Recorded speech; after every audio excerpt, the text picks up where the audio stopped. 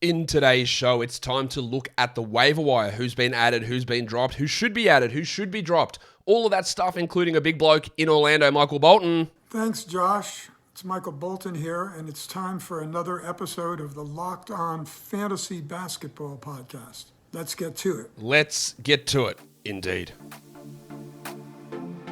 You are Locked On Fantasy Basketball, your daily fantasy basketball podcast, part of the Locked On Podcast Network.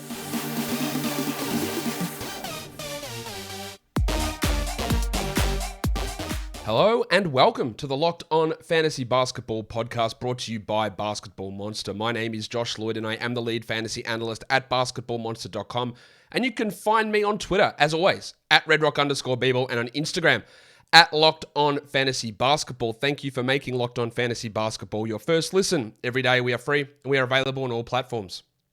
It's a waiver wire show. So we're going to look at players added, players dropped. As I said, players who should be added, should be dropped, and just some hot names. There's probably about 40 blokes that we're going to touch on in today's show. That sounds sus. Giggity. All right, that's fine. Warning. Let's get it on, Gilly. All right. The most added players. This is over the last 48 hours. So it's trying to take into consideration who's been streamed and not streamed. Just the general feeling, I guess, of fantasy basketball managers. And of course, it's no surprise to see the number one guy on that list, Bol Bol. He's up 80% over that time. And we all love Bol Bol. He's like the Taco Fall meme that can actually play. And sometimes I push back a lot on the Taco Fall meme. I think it's disrespectful to Taco, to be honest, the way that people treat him. And Bol's a little bit the same, but he has actually played legitimately good rotation minutes at times. But I think maybe the hype is carrying us away here. Yes, he's the 81st ranked player this season. This is true. But I can 100% assure you he will not block 8.1 shots per 100 possessions. He just won't. He's at 2.8 in 16 minutes. Like, he's not going to be a 5 block per game guy in 32 minutes. It just isn't going to happen. He's also shooting 70% from 2. Maybe that can continue. He was at 61% from 2 last season, but he was at 47 the year before that. He was at 53. He's been all over the place. And I think the minutes are real. The 16 to 17 minutes are real. But he is getting by on insane blocks, and that is it. And if those blocks go from 2.8 to 1.3, well, then the value dissipates really quickly. And 1.3 in 16 minutes is still really good, but I don't see a path for Bol playing 25 minutes a night. It just isn't there. So it's great. It's exciting. We love what he did.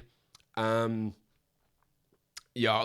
he's had 8 blocks in the last 2 games, but he had 3 in the first 2. And we wouldn't be that excited about the 3 in the first 2, would we? Like, that's nothing. It doesn't really register for us. So I get it. I get the blocks are there, but don't get too excited. Don't get too attached to it. Precious Achiuwa, the second highest ad. As long as Scotty Barnes is out, no worries. But even then, I'm not even sure it's worth it. He got a lot of rebounds. That is true. But he did nothing else. And he will continue to do nothing else most nights. And he's a real drain on both percentages. So he's a good streamer, but he is not a long-term option. And you have to weigh up, do I want the value of streaming right now? In some cases, that might be yes. Or am I going to plan a little bit more longer term here? And maybe I sacrifice a category this week, chasing a stream value. Streaming is vitally important to winning. And at some point, you have to really kick into streaming gear. It doesn't have to be after 7 days have been gone in the NBA. Big Dick Nick Richards is next. I do believe he should start for the Hornets, but as I said, I have a level of skepticism because he was, I keep saying he got 20 and 9. I think he got 20 and 11 last game with 2 blocks on perfect shooting and played 20 minutes, 6 field, and Mason Plumlee didn't close the game. So if Clifford wouldn't ride him extra minutes in that game, I'm not convinced he's going to make the switch anytime soon. But grab Nick, and we'll see what happens. I'd much prefer adding Nick Richards over Bol and Achiuwa. Trey Mann, great ad while Josh Giddey's out. I don't expect what he did last game to stick, but he's really solid for now. Dennis Smith Jr. is an excellent guy to add, so I love that people have added him while Rozier is out. Trey Murphy, I believe, is a must-roster player. Chetty Osman, the Discman, as long as Darius Garland out, he's providing solid back-end numbers. And then Royce O'Neal is one of the most added players over on Yahoo as well. That is chasing. He's averaging 2 steals and 2 blocks per game, and that will not stick. 100% assure you of that. It just is not going to happen. And then you'll be stuck with 8, 4, and 2 with 1.5 threes. And I don't think you'd be that excited. I get adding him, right? No problem with adding him at all. I've seen Royce O'Neal. I've seen him for so long, and I'm just not going to buy this as anything that has any rootedness. Rootedness? I don't know. That's not the right word, but I don't care. You know what I mean? It doesn't feel like it's stuck in reality. It's just one of those hot streaks that if he has 0 steals and 0 blocks in today's game, then the value just it's gone. We'll see. Maybe I'm wrong on Royce O'Neal. I'm not even going to say burnt because I never believed in him anyway, but I've just seen him do it for years, or maybe not do it for years would probably be the better nomenclature. Let's look at the most dropped players. And it's hard to disagree with many of these. Some I do. Alexei Pokusevski, absolutely no reason not to jack him. Get that garbage out of here! The Kevin Huerter one is a little bit curious. Now, Huerter's upside is capped by Malik Monk having good games and the fact that he's Kevin Huerter. But he's been pretty good. He's the 95th ranked player. He had a struggle last game, but he'd been good prior to that. Not sure why he'd be so quick to dump him at the rates that he's been dumped. It doesn't make a ton of sense to me. I probably would have held him, more so than a KCP or a Malik Beasley or even a Terrence Ross. Jalen Duren's been dropped a lot, and I get that as well, because I am more convinced that he is going to play in the G League versus playing 26 minutes as a starter, because Detroit has the worst coach in the NBA. Maybe equal with the Rockets guy. Not that I don't, Steven Silas. I don't know why I called him the Rockets guy. That had real orange team vibes to it, and I apologize for anyone who doesn't get that reference. But if you do, I hope you laughed. Anyway, Jalen Duren, I would hold a little bit. He's still getting 22 minutes a night, but I get it if you want to move on. Mo Bamba, it's the easiest jack of all time. Get that garbage out of here! Larry Nance has been dropped a lot. Yeah, I get it. It was a nice stream for yesterday. Don't know should have been dropped that much. He's been pretty good. Lou Dort. Get that garbage out of here! I just want it stated that I have been on record, and this might make me look foolish, that I said that Lou Dort will probably lose his starting spot this season to Jalen Williams. I am not a believer in Lou Dort. He's one of those guys that on a bad team was pushed into a role where they just gave him way too many shots, and it fooled people into thinking that he's a really good player, and he isn't. And I'm just not a Lou Dort believer. We can all have different opinions on players, and he's just one of those guys that I'm down on. Now, he was a great stream option when it looked like Giddey and Shea were both out, and then he shit the bed and shot 11% with Shea coming back, and he just isn't good enough to hold out someone like Jalen Williams long term. No problem dropping him. Norman Powell is one that I know that he's not this bad, right? The 25% shooting, whatever, is going to come up, and it's going to come up really strong. My issue is there, where are the minutes? It's going to be very up and down. And even in the shooting comes back, he might play 26 minutes. And I'm not sure that's going to be enough. And he might have 21 usage instead of 27 usage in 33 minutes, which is really what he needs to be valuable. So if that's a preemptive drop, there's absolutely no problem with that. And then Dorian Finney-Smith. Dorian Finney-Smith might end this season as the 135th best fantasy player. And then on the surface, that seems asinine to drop a guy when you roster 156 guys plus injured reserve players. Well, he's clearly in that zone, isn't he? Yeah, he is. But there's no upside.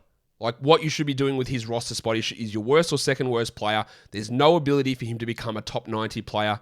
There's no ability for him to break out and blow up. And we're trying to find those guys at this point. So what's the point of holding on to someone like Finney-Smith when who's going to rush to grab him? And even if they do rush to grab him, then you can rush to grab Harrison Barnes later on, or you can grab Robert Covington, or you can grab Lou Dort, or you can grab one of the Royce O'Neal, one of the millions of other low usage 30-minute-a-night wings, DeAndre Hunter, who do jack shit in so many different categories but end up 150th, and you go, they should be rostered. That's where I sit on Dorian Finney-Smith. Where I sit on PrizePicks is that it is daily fantasy and it's really, really easy. Instead of going up and creating lineups with salary caps up against people who spend all day crafting those lineups, all you do is go up against the player projections. PrizePicks puts them out and you look at it and you go, more or less. Easy. Luka Doncic, 30.5 points, probably more. LeBron James, 7.5 assists, probably more. Russell Westbrook, 5.5 turnovers. Well, today 0 because he's not going to play. And that's how you do it. You get 2 to 5 of those individual player projections, you put them into a lineup, and you can win up to 10 times your entry fee. It is that easy. It's available in over 30 states and in Canada. But it's not just basketball. You can do it with the NFL, NHL, baseball, NASCAR, women's college basketball, college football, men's college basketball, golf, NASCAR, MMA, boxing, Euro, basketball, cricket, T20 World Cup. It's all there over on PrizePicks. Straightforward. Download the PrizePicks app or go to prizepicks.com to sign up and play daily fantasy sports. First-time users can receive a 100% instant deposit match up to $100 with the promo code Locked On. If you deposit $100, PrizePicks gives you $100. If you deposit $50, PrizePicks gives you $50. So don't forget to enter the promo code Locked On at sign up for an instant deposit match up to $100. Don't forget, after listening to Locked On Fantasy Basketball, to check out Locked On Sports Today. From the games that matter to the biggest stories in sports, it goes beyond the scoreboard and behind the scenes with local experts and insights that only Locked On can provide. Locked On Sports Today, it's available on this app, YouTube, or wherever you get your podcasts. So we've looked at the most dropped players. Let's transition that into the Jack list. Get that garbage out of here! And these are guys that aren't appearing on that most dropped players, but guys that you can consider dropping. But before you look at this list and screenshot it and then go jerk off and say, Josh told me to drop these players, that's not what this is about, right? The Padawan Colin Sexton, I'm not convinced that he is going to have value anytime soon. But individual circumstances are apparent. Now, there are some schools of thought that go, well, Sexton, they're just easing him back in after his knee injury. They're just going to ramp him up slowly. Mike Conley is going to be traded soon. And those things could be true. I don't believe that they are. At this point, Colin Sexton is Mike Conley's backup. He's getting no real minutes at the 2, and he is getting the minutes that Conley doesn't play. So I don't think it's a case of they're ramping him up and he'll play 30 minutes and then he'll take over from Beasley and he'll take over from Clarkson. I don't necessarily think that is true. But if you do, then you hold. Or if you think Conley's getting traded in the next 3 weeks, fine.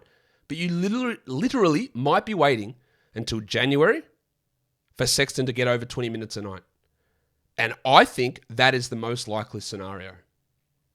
Does that mean, is he that high of an upside player? Not really. He can score. He's shooting horribly. That will improve. Steals and blocks and rebounds and assists are usually pretty low for him. But the opportunity, he's the 4th guard on this team at the moment. That's not a great opportunity. Now, again, I am not saying to go and drop him. I'm saying that he can be considered. And that's going to depend on a lot of individual circumstances on your team. But I think the most likely scenario is that Colin Sexton is playing in a reserve role for a couple of months here at least. And not being rosterable for a couple of months makes it really hard to hold on to somebody. Games cap format, Roto, you hold. Weekly lineups, you hold. Deeper benches, you can hold. All of those things. But if you're a standard daily changes type format, when you've got to use that 12th and 13th roster spot every day, he might be giving you very little. Now, it's something to think about. I probably wouldn't do it. In fact, I have him on a team and I haven't dropped him. But he's in that mix. DeAndre Hunter. I just think, like we talked about with Dorian Finney-Smith, what does he do? 31 minutes, 12 points, 4 rebounds, 1 assist, maybe a steal every second game, 44% shooting perhaps. I don't foresee a breakout coming. He's the 4th offensive option on this team. And he gets nothing defensively and gets no rebounds and is inefficient. No point to holding him. John Wall. A lot of hype about John Wall. A lot of hype about the 225th ranked player this season. And at some point, he does look better than Reggie Jackson, but his assist rate is well down, and I think some of that is scheme and the way the team looks. His efficiency is not there. And I just don't think there's 30 minutes coming for John Wall. I don't think he's going to play that. Reggie is still hampered by some injuries as well. And I think we're holding on to John Wall for name value. I do not think he's a must-hold player. And I already talked about Achiuwa. While Scotty Barnes is out, sure. But even if you dropped him before Barnes returns, I don't actually think you're missing that much. I don't think he's worth it. These guys that are italicized down the bottom, it could apply to category leagues. And those ones at the top are more category league-based ones. But again, it might suit you in points leagues. But these ones down here are definitely points leagues ones. And these are rostered in over 50% of leagues. Herb Jones is not a points league must-roster player. Look, I don't even think he's a must-roster category league guy, but you decide that yourself.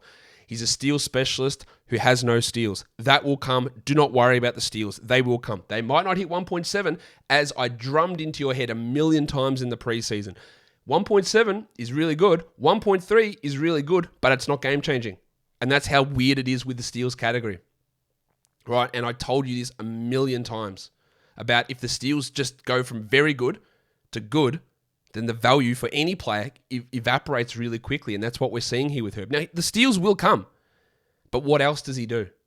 And in points leagues, he doesn't do anywhere near enough. 1.7 steals is what, 5 fantasy points? Like, who cares? A block? That's another 3. It's not enough to care.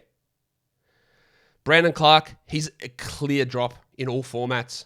All 12-team formats, categories and points. Absolutely. He probably wasn't a points league draftable guy to begin with, and he was a guy in the last 3 weeks of preseason. I said, I'm not drafting him. Like, I'm just not interested. And he shouldn't be held. Derek White, old Maximum Derek. Maximum Derek. Now, Derek White's going to have the big games that I like him for. He's going to have the games that people ridicule me for. It's going to happen. But at the moment, the path to those big games just isn't as clear. I just think you're waiting for a big performance. It's not going to come often enough. And we'll do this one now. The pencil Harrison Barnes. Barnesy. Absolutely no right way. There's no reason to hold Harrison Barnes in a 12-team league. They're going to start Keegan Murray today.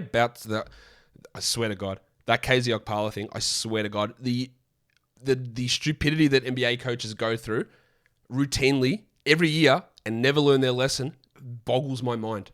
Boggles my mind. KZ Okpala won't play a single second today. He'll go from starting to playing 0 minutes. It happens every single time. Maybe, hey, you can come back to this later on and tell me that I'm wrong, that Okpala played 15 minutes off the bench. Almost definitely he won't. Fuck, they're so dumb. Harrison Barnes, yeah, absolutely no reason to be holding him in standard leagues. 14 teamers, I get it, and he will be much better than he has been. But there's no way to hold him in a 12-teamer. Let's move that across to must roster players. So what's a must roster player? These are guys who in my projections, I've got projected to be top 100 the rest of the way, who are available in too many leagues. And to me, too many leagues is like 15 to 20% of them. And you might say these guys are all rostered in my league, Josh. And I say congratulations, you're in a league that's full of smart managers. But evidently, there's 20% of leagues that aren't full of smart managers. And some of those people are, not saying you're not the smart ones, but you're in a league where some of your compatriots maybe aren't really as switched on. Or you guys are new to fantasy, or you guys don't understand how the players are valued. And that is completely valid. We're all here to learn, and I learn things new every day. So these guys shouldn't be sitting on any waiver wire. Now, when I looked at all my metrics, I looked at my top 100 category projected players. No one fell into that designation. But when I looked at points leagues and the points leagues roster percentage metrics that I use, there are a lot of guys available who should not be. These are all, I think, top 100 points league players who are available in at least 15% of leagues and maybe more in some cases. I hope that explanation was enough. Nick Claxton, what are we doing? Please. Jesus Christ, add him. Humpty Dumpty, Benedict Mathurin. His teammate, Sticks. Jalen Smith. Stand by your man. Zero excuse for any of these players not to be rostered. Mike Conley and the man on the street, Jordan Clarkson. JordanClarkson. Oh, but they might be traded. Yeah, but who cares? They're not. They might be traded in February. They might not be traded at all. Please, don't leave them on the wire. Kyle Lowry. Double cheeked up on a Thursday afternoon. Now, this is just nonsense. I know he's had some real struggles, but if you believe that Kyle Lowry is a 28% shooter, then leave him on the wire. You're wrong, but leave him on the wire. Please, don't leave him on the wire. Add him, please. Cole Anthony and Trey Jones. This is crazy to me. Starting point guard, starting point guard, starting point guard, starting point guard, starting shooting guard, starting power forward, starting center, 30-minute-a-night reserve guard. They should, every one of those guys, be rostered. Even in 10-team leagues. These are all rosterable guys in 10-team leagues. Let's look at some hot players. These guys are all top 100 guys since the start of the season. Let's evaluate where they are. Marcus Morris. I don't think so. Stream, but he's obviously out at the moment. I wouldn't buy into it. Chetty Osman, we talked about that earlier. He's putting up really good numbers. With Garland out, he's got short-term value. Jalen McDaniels, not Jaden, Jalen. This is the Hornets guy, a guy that I was pretty interested in at the beginning of the season. I said, hey, just watch to see. I think we might get a little bit of something interesting happening with him and Steve Clifford. Clifford might really like what he does. Hasn't really gotten huge minutes, but with Ball out, Rozier out, Martin out, he's blocking a shot a game. He's shooting really well. But I don't really buy this at all. I don't think he's a 12-team league guy. I say all of that. And then Farton, Will Barton. No, you will! No, he's ready to sack that. Run, Will! Give it off quick! 110th ranked player he is this season. He's averaging 12 points, 50% shooting, and there's your number one thinker. Oh, 50%, no way. This is Will Barton. I know who Will Barton is, and he's not a 50% shooter. He's also at 57% from three, where I go, absolutely not. Not interested, not adding him, don't care at all, not even remotely slightly close to it.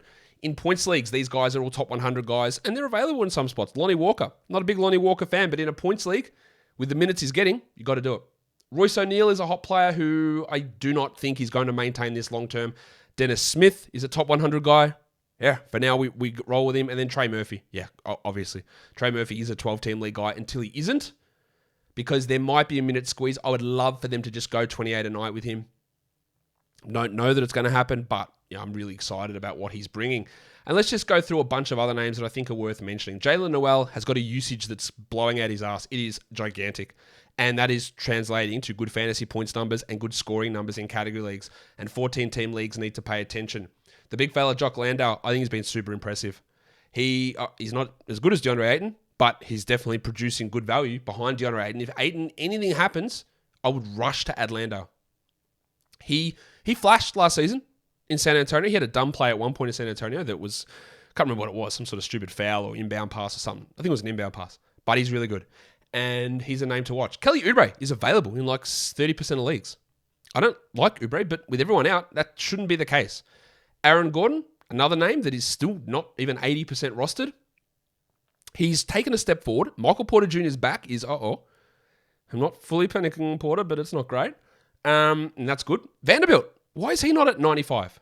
Yeah, must roster. Another name who's on that list is Tari Preseason, who I really worry that he's going to be just not played. But he is still top 150 for the year, despite the limited minutes. 139th. 9-6 with a steal and 0.8 blocks. And we know that if he plays 25 minutes, he smashes it. Like, he smashes it. But much like with Colin Sexton, how long are we prepared to wait for it? So he is a hard one in that sense. If he gets the DNP, then that's see you later. Max Strus, ups and downs. And while Yurtseven's out and Oladipo is out, Strus is providing at least solid numbers and solid minutes to be a points and threes option. But long term, I don't really see it. And then the other one is the Moose, Mike Muscala. Don't look now, but Muscala is good. I don't know if that's the right word. He's the 120th ranked player in 14 minutes. He's averaging 10 and 7. It's coming on 60% shooting, which is 83% from two, but great rebounds, good scoring, hitting threes, really efficient. If you are looking on a low volume night like yesterday, he's never going to blow it up with 20 minutes. He's just not. But if you're looking for a stream on a low volume Thunder day, Muscala is putting up some interesting numbers. Not names, numbers. All right, that'll do it. For me today, don't forget, follow this podcast, Apple Podcasts, Google Podcasts, Stitcher, Spotify, and on the Odyssey app here on YouTube. Thumb it up, subscribe, comment. Guys, we're done. Thank you so much for listening, everyone. See ya.